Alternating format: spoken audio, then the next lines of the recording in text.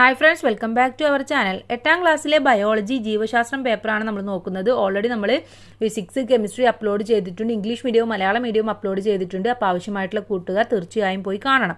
Okay, ഇനി ഇവിടെ ഒന്നാമത്തെ ചോദ്യം 1 മുതൽ 6 വരെയുള്ള ചോദ്യങ്ങളിൽ ഏതെങ്കിലും 4 എണ്ണത്തിനാണ് നമ്മൾ ഉത്തരം എഴുതേണ്ടത്. ഒന്ന്, പദജോടി ബന്ധം കണ്ടെത്തി പൂരിപ്പിക്കാനാണ് പറഞ്ഞിട്ടുള്ളത്. എന്താണ് പദജോടി ബന്ധം? എ, ശ്വേതഗണം ആഹാര സംഭരണം. ശ്വേതഗണത്തിൽ നടക്കുന്നത് ആഹാര സംഭരണമാണ്. അങ്ങനെയാണെങ്കിൽ ഹരിതഗണത്തിലോ? ഹരിതഗണത്തിൽ നടക്കുന്നത് പ്രകാശ സംശ്ലേഷണം അഥവാ ഫോട്ടോസിന്തസിസ് ആണ്. ഇനി ബി, ജന്തുകോശം. ജന്തുകോശം ആരാണ്? തിയോണ്ടർ ഷാനാണ്. അങ്ങനെയാണെങ്കിൽ സസ്യകോശം റോബർട്ട് ഹുക്കാണ്.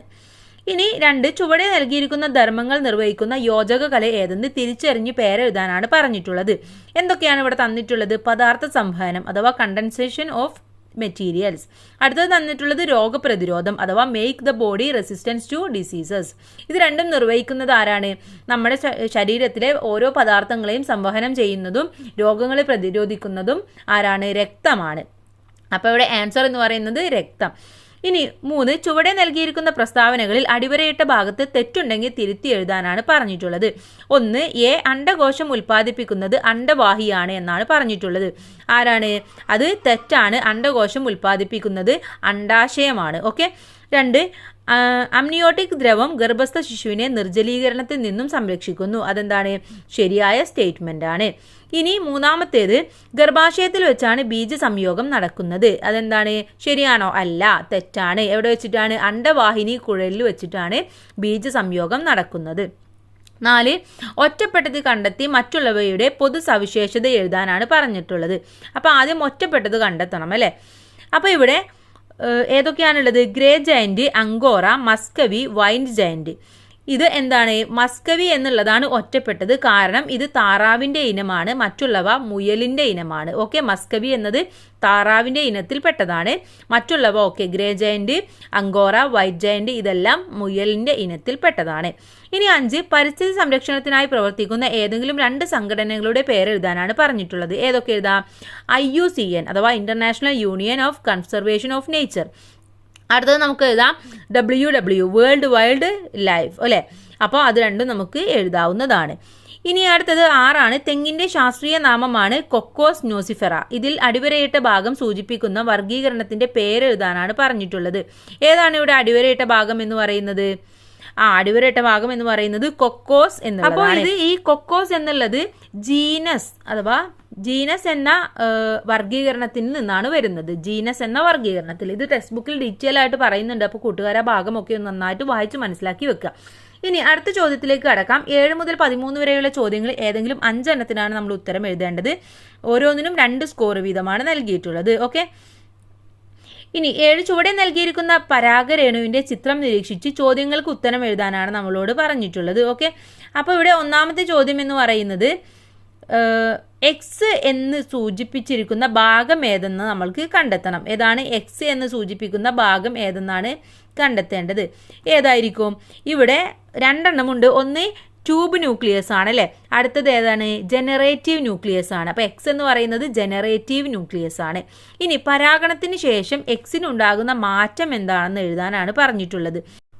പരാഗനാളിയിൽ വെച്ച് ജനറേറ്റീവ് ന്യൂക്ലിയസ് വിഭജിച്ച് 2 പുപിജങ്ങൾ രൂപപ്പെടുന്നു. എന്നാൽ ട്യൂബ് ന്യൂക്ലിയസ് ശിഥിലീകരിച്ചു പോകുന്നു. ഇതാണ് പരാഗണത്തിന് ശേഷം അവിടെ സംഭവിക്കുന്നത്. ഇനി 6 നോക്കാനുള്ളത്. 6, കിങ്ഡം വർഗീകരണ രീതി അനുസരിച്ച് മനുഷ്യന്റെ വിവിധ വർഗീകരണങ്ങൾ നൽകിയിരിക്കുന്നു. വിട്ടുപോയവ പൂരിപ്പിക്കാനാണ് നമ്മളോട് പറഞ്ഞിട്ടുള്ളത്. ഓക്കെ. അപ്പോൾ ഇവിടെ ഡൊമേനി യുക്കാരിയ, കിങ്ഡം അവിടെ എന്താണ് കൊടുക്കേണ്ടത്? നമ്മൾ അനിമേലിയ എന്നാണ്. ഓക്കെ. ഫൈലം എന്നത് കോർഡേറ്റ, ക്ലാസ് എന്നുള്ളത് Mammalia, order Primates, family Hominidae, genus Homo, species sapiens. Okay. നമ്മൾ വർഗീകരണ തലം നമ്മുടെ ടെക്സ്റ്റ് ബുക്കിൽ തന്നിട്ടുള്ളതാണ്. അത് കൂട്ടുകാർ നന്നായിട്ട് വായിച്ച് മനസ്സിലാക്കി പഠിക്കുക. വേറെ നമുക്കത് മനസ്സിലാക്കി വെക്കാൻ വേറെ ഒന്നുമില്ല. അപ്പോൾ നന്നായിട്ട് വായിച്ച് മനസ്സിലാക്കി വെക്കുക. ഓക്കെ. ഈ 9, മൈക്രോസ്കോപ്പിലൂടെ സസ്യകോശങ്ങൾ നിരീക്ഷിക്കാൻ സ്ലൈഡ് തയ്യാറാക്കുന്നതിൻ്റെ വിവിധ ഘട്ടങ്ങൾ ചുവടെ തന്നിരിക്കുന്നു. അവയെ ശരിയായ ക്രമത്തിൽ രൂപപ്പെടുത്താനാണ് പറഞ്ഞിട്ടുള്ളത്. ഓക്കെ. അപ്പോൾ നിറം പിടിച്ച ഛേദത്തെ ശുദ്ധജലത്തിൽ കഴുകി സ്ലൈഡിലെ ഗ്ലിസറിനിൽ വെക്കുക. അപ്പോൾ ഞാൻ ശരിയായത് ആദ്യം പറയാം അല്ലേ, ഇതിങ്ങനെ വായിച്ചു പോകുന്നതിനേക്കാൾ നല്ലത് ഓരോന്ന് ശരിയായ രൂപത്തിൽ പറയാം. ഒന്നാമത് വരുന്നത് നിരീക്ഷണ വസ്തുവിൻ്റെ കുറുകെയുള്ള നേർത്ത ഛേദങ്ങൾ എടുക്കുക എന്നുള്ളതാണ്. പിന്നെ ചെയ്യേണ്ടത് കട്ടി കുറഞ്ഞതും പൂർണ്ണവുമായ ഛേദങ്ങളെ സ്ലൈനിൽ ഇടുക എന്നുള്ളതാണ്. മൂന്നാമത് ചെയ്യേണ്ടത് നിറം പിടിച്ച ഛേദത്തെ ശുദ്ധജലത്തിൽ കഴുകി സ്ലൈഡിലെ ഗ്ലിസറിനിൽ വെക്കുക എന്നാണ് ചെയ്യേണ്ടത്. ഇനി അടുത്തതായിട്ട് അവസാനമായിട്ട് ചെയ്യേണ്ടത് നിരീക്ഷണ വസ്തു കവർ ഗ്ലാസ്സിൽ കൊണ്ട് മൂടുക എന്നുള്ളതാണ്. ഓക്കെ, അപ്പോൾ ഇങ്ങനെയാണ് ഇതിൻ്റെ സ്റ്റെപ്പ് വരുന്നത്. ഒന്നാമത്തെ പോയിന്റ് 3, രണ്ടാമത്തെ പോയിന്റ് 1, മൂന്നാമത്തെ പോയിന്റ് 4, നാലാമത്തെ പോയിന്റ് 2. ഓക്കെ, ഇനി 10ാമത്തെ ചോദ്യത്തിലേക്ക് കടക്കാം. ചുവടെ നൽകിയിരിക്കുന്ന ജന്തുകലകളുടെ ചിത്രങ്ങൾ നിരീക്ഷിച്ച് ചോദ്യങ്ങൾക്ക് ഉത്തരം എഴുതാനാണ് അടുത്ത ചോദ്യം എന്ന് പറയുന്നത്. അപ്പോൾ ഇവിടെ എക്സ് എന്ന് പറഞ്ഞാൽ എന്താണ്? എക്സ് എന്ന് പറയുന്നത് നാഡീകലയാണ്, വൈ എന്ന് പറയുന്നത് ആവരണ കലയാണ്. ഇനി എക്സ് എന്ന കലയുടെ ഒരു ധർമ്മം എഴുതാനാണ് പറഞ്ഞിട്ടുള്ളത്, അഥവാ നാഡീകലയുടെ ഒരു ധർമ്മമാണ് എഴുതേണ്ടത്. എന്തിനാണ്? ശാരീരിക പ്രവർത്തനങ്ങൾ നിയന്ത്രിക്കുകയും ഏകോപിപ്പിക്കുകയും ചെയ്യുന്നത് നാഡീകലയാണ്. ഇനി അടുത്ത ചോദ്യത്തിലേക്ക് കടക്കാം. 11ാമത്തെ ചോദ്യമാണ് പ്രസ്താവന വിശകലനം ചെയ്ത് കാരണം എഴുതുക.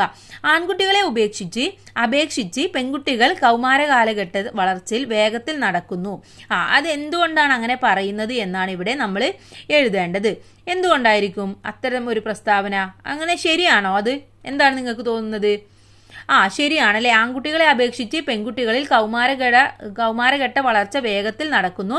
ശാരീരിക മാനസിക മാറ്റങ്ങളെ നിയന്ത്രിക്കുന്ന തലച്ചോറിന്റെ ഭാഗങ്ങൾ പെൺകുട്ടികളിൽ വേഗത്തിൽ വളർച്ച പ്രാപിക്കുന്നു എന്നതാണ് ഇതിന്റെ ഒരു കാരണം എന്ന് പറയുന്നത്.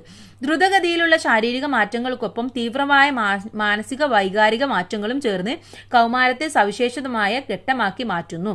ഓക്കെ, അപ്പോൾ ഇങ്ങനെയാണ് ഇതിന്റെ കാരണം എന്ന് പറയുന്നത്. തലച്ചോറിന്റെ ഭാഗങ്ങളിലുള്ള പെട്ടെന്നുള്ള വളർച്ചയാണ് ആൺകുട്ടികളെ അപേക്ഷിച്ച് പെൺകുട്ടികളിൽ പെട്ടെന്ന് കൗമാര വളർച്ച നടക്കാനുള്ള കാരണം. ഇനി ബോക്സിൽ നിന്നും ഉചിതമായവ തെരഞ്ഞെടുത്ത് പട്ടിക പൂർത്തിയാക്കാനാണ് ഇനി പറഞ്ഞിട്ടുള്ള അടുത്ത ചോദ്യം എന്ന് പറയുന്നത്. ഇവിടെ Nilgiri, Periyar, Silent Valley, Kadalundi, Malabar botanical garden ഇത്രയുമാണ് നമുക്കിവിടെ തന്നിട്ടുള്ളത്. വന്യജീവി സങ്കേതം എന്ന് പറയുന്നത് പെരിയാറാണ്. നാഷണൽ പാർക്കാണെങ്കിലോ സൈലന്റ് വാലിയാണ്. ബയോസ്ഫിയർ റിസർവ് എന്ന് പറയുന്നത് നീലഗിരിയാണ്. Community reserve Malabar botanical garden ആണ്. ഓക്കെ, അപ്പോൾ ഇങ്ങനെയാണ് എഴുതേണ്ടത്. അപ്പോൾ ഭാഗം കൂട്ടുകാരൊന്ന് വായിച്ച് മനസ്സിലാക്കി വെക്കുന്നത് നന്നായിരിക്കും. ഇനി അടുത്ത ചോദ്യത്തിലേക്ക് കടക്കാം. പ്രസ്താവന വിശകലനം ചെയ്ത് ചോദ്യങ്ങൾക്ക് ഉത്തരം എഴുതാനാണ് പറഞ്ഞിട്ടുള്ളത്. അപ്പോൾ എന്താണ് ഇവിടെ തന്നിട്ടുള്ള പ്രസ്താവന എന്ന് പറയുന്നത്? സസ്യങ്ങളിൽ കാണ്ഡത്തിൻ്റെയും വേരിൻ്റെയും അഗ്രസ്ഥാനങ്ങളിൽ കാണപ്പെടുന്ന പ്രത്യേക കോശങ്ങളാണ് സസ്യവളർച്ചയ്ക്ക് കാരണമാകുന്നത് എന്നാണ് പറഞ്ഞിട്ടുള്ളത്.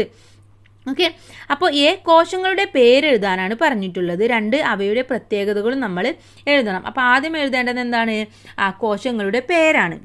കോശത്തിൻ്റെ പേര് എന്ന് പറയുന്നത് മെരിസ്റ്റമിക്ക കലകൾ അല്ലേ, മെരിസ്റ്റമിക്ക ടിഷ്യൂസിനെയാണ് നമ്മൾ പറയുന്നത്.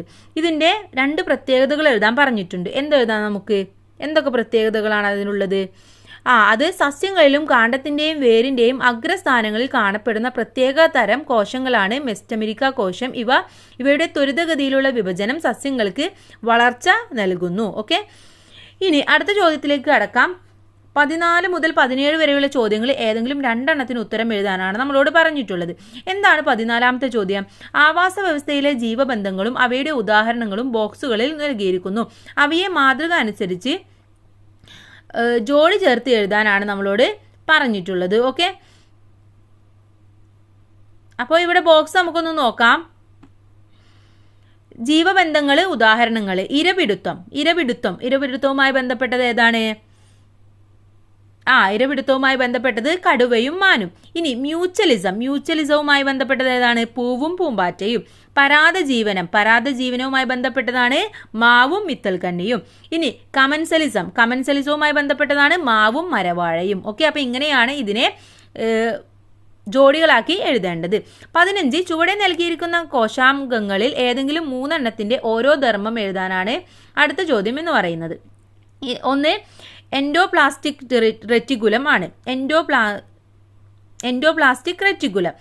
അതുപോലെ മൈറ്റോകോൺട്രിയോൺ, റൈബോസോം, ഫേനം. ഇതിലെ ഓരോന്നിൻ്റെയും 2 ധർമ്മങ്ങൾ വെച്ചിട്ട് നമ്മൾ എഴുതുകയാണ് വേണ്ടത്. ഓക്കെ, അപ്പോൾ ഒന്നാമത്തേത് ഏതാണ്? എൻഡോപ്ലാസ്റ്റിക് മെറ്റിക്കുലം. ഇതെന്താ എഴുതാം നമുക്ക്? കോശത്തിനുള്ളിലെ സഞ്ചാരപാത കോശത്തിനുള്ളിൽ പദാർത്ഥ സംവഹനം നൽകുന്നത് ഇതിലൂടെയാണ്. കോശത്തിന് ദൃഢതയും ആകൃതിയും നൽകുന്നതിനാൽ കോശാസ്ഥികൂടം എന്നും അറിയപ്പെടുന്നു.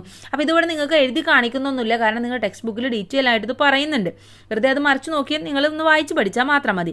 ഇനി മൈറ്റോകോൺട്രിയോൺ എന്നുള്ളത് കോശത്തിലെ ഊർജ്ജ നിലയം ഊർജ്ജ നിർമ്മാണത്തിനും സംഭരണത്തിനും സഹായിക്കുന്നു. അതുകൂടാതെ ഊർജ്ജാവശ്യം കൂടുതലുള്ള കരള്, തലച്ചോറ്, പേശികൾ എന്നിവയിലെ കോശങ്ങളിൽ കൂടുതലായിട്ട് കാണപ്പെടുന്നതും ഈ മൈറ്റോകോൺട്രിയോൺ ആണ്. ഓക്കെ, ഇനി അടുത്തത് ഏതാണ്? റൈബോസോം ആണ് അല്ലേ. റൈബോസോം എന്ന് പറയുന്നത് കോശത്തിലെ മാംസ്യ നിർമ്മാണ കേന്ദ്രമാണ്. എൻഡോപ്ലാസ്റ്റിക് റെറ്റിക്കുലത്തോട് ചേർന്നു കോശദ്രവ്യത്തിന്റെ സ്വതന്ത്രമായിട്ടാണിത് കാണപ്പെടുന്നത്. ഇനി അവസാനത്തേത് ഫേനമാണ്. അത് ടൈനോപ്ലാസ്റ്റ് എന്ന സവിശേഷ സ്ഥലത്താൽ ആവരണം ചെയ്യപ്പെടുന്നു. ജലം, ലവണങ്ങൾ, വിസർജ്യ വസ്തുക്കൾ എന്നിവ സംഭരിക്കുകയും ചെയ്യുന്നു. ഓക്കെ, ഇനി അടുത്ത ചോദ്യം നോക്കാം. 16ാമത്തെ ചോദ്യമാണ്. എ കോളത്തിന് അനുസരിച്ച് BC കോളങ്ങൾ ക്രമീകരിച്ച് എഴുതാനാണ് പറഞ്ഞിട്ടുള്ളത്. എ കോളത്തിൽ എന്താണ്? മത്സ്യവളർത്തലുമായി ബന്ധപ്പെട്ടത് ബി കോളത്തിലുണ്ട്. അത് നമ്മൾ തിരിച്ചറിഞ്ഞ് എഴുതുകയാണ് ചെയ്യേണ്ടത്. ഓക്കെ, ഇനി അടുത്ത തേനീച്ച വളർത്തൽ, പട്ടുനൂൽ പുഴു വളർത്തൽ, ഇത്രയുമാണ് ഉള്ളത്. ബി കോളത്തിലുള്ളത് apiculture, pisciculture, horticulture, sericulture. സിയിൽ എന്താണ്? Tasar, white giant, mellifera, rohu. ഇനി മത്സ്യ വളർത്തലുമായി ബന്ധപ്പെട്ടത് ഏതാണ്? പിസി കൾച്ചർ ആണ് അല്ലേ. ഇനി പിസി കൾച്ചറുമായി ബന്ധപ്പെട്ട മറ്റൊരെണ്ണം എന്ന് പറയുന്നത് ഏതാണ്? രോഹു ആണ്. ഇനി തേനീച്ച വളർത്തലാണെങ്കിലോ, തേനീച്ച വളർത്തൽ എപ്പി കൾച്ചർ ആണ്, അത് മെലിഫെറ ആണ്. ഇനി പട്ടുനൂൽ വളർത്തൽ എന്ന് പറയുന്നത് സെറി കൾച്ചർ ആണ്, ടെസറർ. ഓക്കെ, അപ്പോൾ ഇങ്ങനെയാണ് ഇതിനെ കൂട്ടുകാരെ പട്ടികയാക്കി എഴുതേണ്ടത്. ഇനി ചിത്രീകരണം വിശകലനം ചെയ്ത് വിട്ടഭാഗം പൂരിപ്പിക്കാനാണ് അവസാനത്തെ പ്രവർത്തനം എന്ന് പറയുന്നത്. ഇത് സസ്യകലകളാണുള്ളത്.